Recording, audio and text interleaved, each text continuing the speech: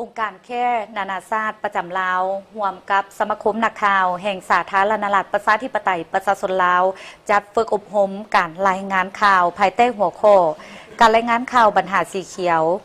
การจัดฝึกอบรมการรายงานข่าวภายใต้หัวข้อการรายงานข่าวปัญหาสีเขียวได้จัดขึ้นในมื้อนี้27 เมษายน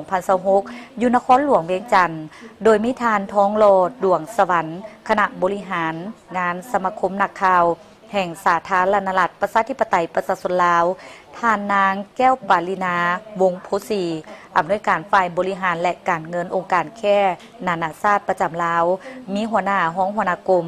ต่างหน้าจากสื่อมวลชนบรรดาแขวงภาคเหนือภาคกลางภาคใต้และศูนย์กลางเข้าร่วม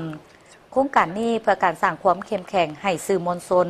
โดยการมีส่วนร่วมขององค์การจัดตั้งภาคสังคมพัฒนาสีเขียวในสาธารณรัฐประชาธิปไตยประชาชนลาวร่วมกับองค์การแค่นานาชาติประจำลาวสนับสนุนทุนโดยสหภาพยุโรปการฝึกอบรมในครั้งนี้เพื่อเพิ่มทักษะในการเป็นครูฝึกเกี่ยวกับการสร้างเนื้อในและบทข่าวให้มีความทันสมัยมีประสิทธิภาพสูงขึ้นเพื่อแลกเปลี่ยนบทเรียนและประสบการณ์ตัวจริงในการถ่ายทอดความรู้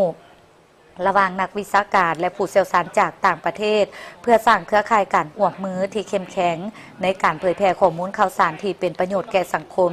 เป็นนักข่าวยุคใหม่ต้องได้สะดุ้งไว้หู้นำไส้เทคโนโลยีเข้ามาช่วยข่าวใหม่ต้องสั้นกระทัดหัดปราณีตเข้าใจง่ายถูกต้องชัดเจนทางเนื้อใน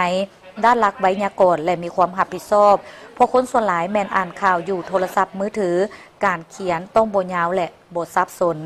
โครงการดังกล่าวได้เริ่มจัดตั้งปฏิบัติมาแต่วันที่14 กันยายน 2023โดยจะสิ้นสุดในวันที่28 กุมภาพันธ์ 2027ผ่านมาโครงการได้ฝึกนักข่าวโดยมีจำนวนผู้เข้าร่วม400 กว่าคนฝึกอบรมครูฝึก4ครั้งมีผู้เข้าร่วม49 คนภาคสังคม4ครั้งมีผู้เข้าร่วม160 คน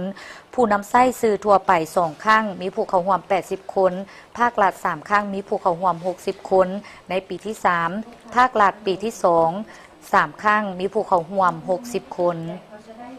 โครงการนี้ได้มีหลายหัวข้อที่ได้นำมาฝึกเป็นต้นการรายงานข่าวปัญหาสีเขียวการสร้างและคุ้มครองบทเรียนทางออนไลน์บทบาทและความเสมอภาคทางเพศสิ่งสำคัญเป็นการสอนการนำใช้เครื่องมือดิจิตอลและระบบ AI มาช่วยในการผลิตข่าวให้ไว้สอดคล้องกับสภาพตัวจริงในปัจจุบัน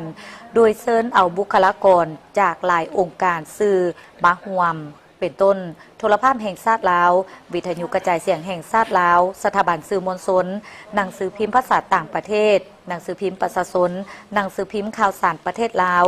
ศูนย์กลางสหพันธ์กรรมบาลลาวศูนย์กลางสหพันธ์แม่หญิงลาวศูนย์กลางสาวหนุ่มประชาชนปฏิบัติลาวองค์การจัดตั้งทางสังคมแผน